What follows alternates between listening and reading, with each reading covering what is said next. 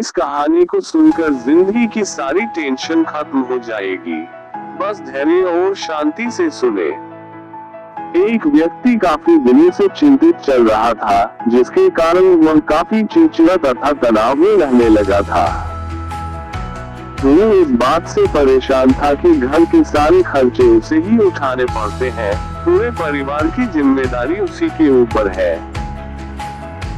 किसी न किसी रिश्तेदार का उसके यहाँ आना जाना लगा ही रहता है। इन्हीं बातों को सोच सोच कर वह काफी परेशान रहता था तथा बच्चों को अक्सर डांट देता था तथा अपनी पत्नी से भी ज्यादातर उसका किसी न किसी बात पर झगड़ा चलता रहता था। एक दिन उसका बेटा उसके पास आया और बोला, पिताजी मेरा स्कूल का होमवर्क करा दीजिए। वो व्यक्ति पहले से ही तनाव में था, तो उसने बेटे को डांट कर भगा दिया। लेकिन जब थोड़ी देर बाद उसका गुस्सा शांत हुआ, तो वह बेटे के पास गया तो देखा कि बेटा सोया हुआ है और उसके हाथ में उसके होमवर्क की कॉपी है। उसने कॉपी लेकर देखी और जैसे ही उसने कॉपी नीचे रखनी चाहिए, उसकी नजर होमवर्क के टाइटल पर पड़ी।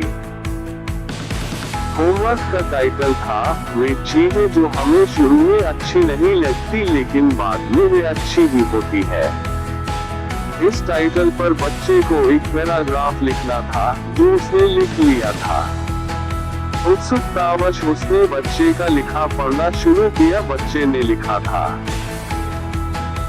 मैं अपने फाइनल एग्जाम को बहुत धन्यवाद देता हूँ, क्योंकि शुरू में तो ये बिल्कुल अच्छे नहीं लगते, लेकिन इनके बाद स्कूल की छुट्टियां पड़ जाती है। मैं खराब स्वाद वाली कड़वी दवाइयों को बहुत धन्यवाद देता हूँ, क्योंकि शुरू में तो ये कड़वी लगती है, लेकिन ये मुझे बीमारी से ठीक करती है। मैं सुबह सुबह जगाने वाली उस अलार्म घड़ी को बहुत धन्यवाद देता हूँ, जो मुझे हर सुबह बताती है कि मैं जीवित हूँ।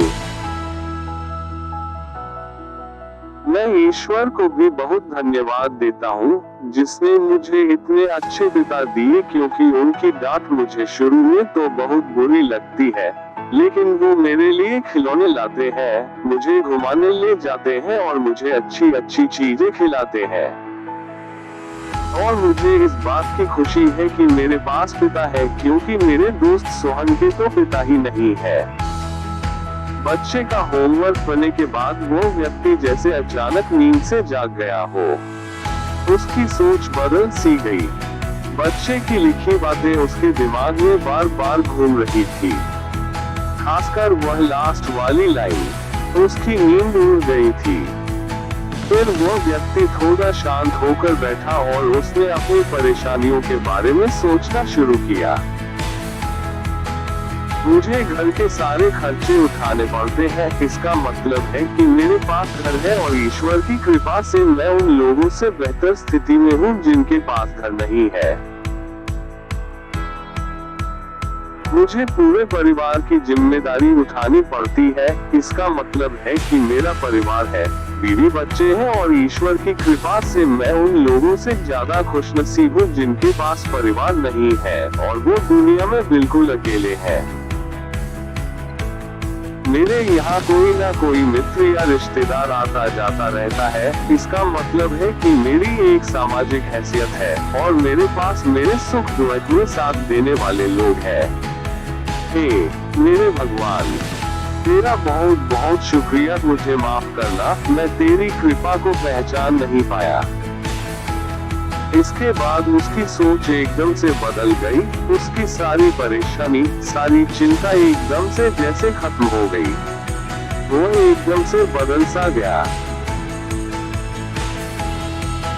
वो भागकर अपने बेटे के पास गया और सोते हुए बेटे को गोद में उठाकर उसके माथे को चूमने लगा और अपने बेटे को तथा ईश्वर को धन्यवाद देने लगा। हमारे सामने जो भी परेशानियां हैं, हम जब तक उनको नकारात्मक नजरिए से देखते रहेंगे, तब तक हम परेशानियों से घिरे रहेंगे।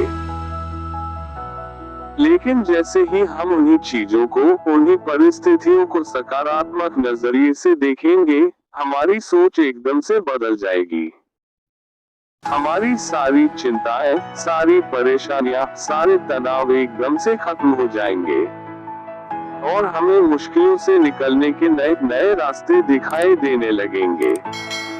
अगर आपको यह वीडियो अच्छा लगा तो चैनल को सब्सक्राइब जरूर करें।